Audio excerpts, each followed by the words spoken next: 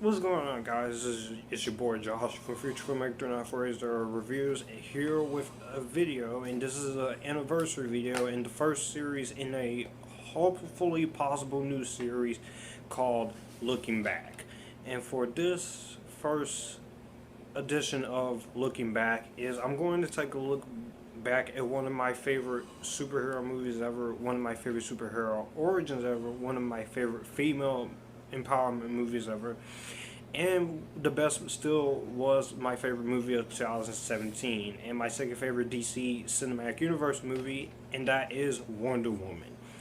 This movie came out back in June, and before this movie came out, a lot of people were very skeptical about it, and I just want to say, happy 2 years to this movie. You you took the female superhero genre and turned it on its head. This movie could have easily failed as a Wonder Woman film and as the fourth DC Cinematic Universe movie, but with a great director like Patty Jenkins and a great actress, beautiful actress like Gal Gadot, this movie is a miracle we got this movie, because before this, female superhero movies were just being laughed at and ridiculed. Tank Girl, Catwoman, Elektra.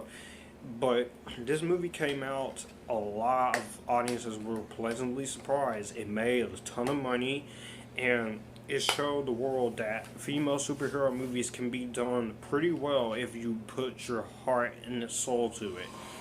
There was a lot of great things in this movie. I appreciate it. I even did a 33-minute long review of it back in 2017, so I'm not going to say too much about it here. The direction is really great from Patty Jenkins. I love the score. Gal Gadot's performance is what sells this movie. She carries a lot of emotion. She carries a lot of heart and a lot of soul into this character. And like I said in my Captain Marvel review, you don't have to be a big-breasted girl with a big ass and big boobs just to play a superhero. You are who you are in this world. And honestly, if you would have put an actress with a large chest size and a large ass, if you would cast someone who with big tits or something, then it would easily be way too distracting for the male audience, especially for people like myself and people who are a fan of this character. It would be way too distracting. So Gal Gadot is better than no one at all.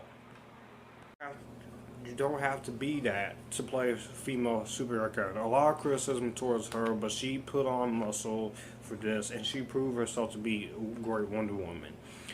The action was still really great. The final battle, it does have a lot of CGI in it, but that is to be expected when it comes to a movie like Wonder Woman and to a character like Wonder Woman.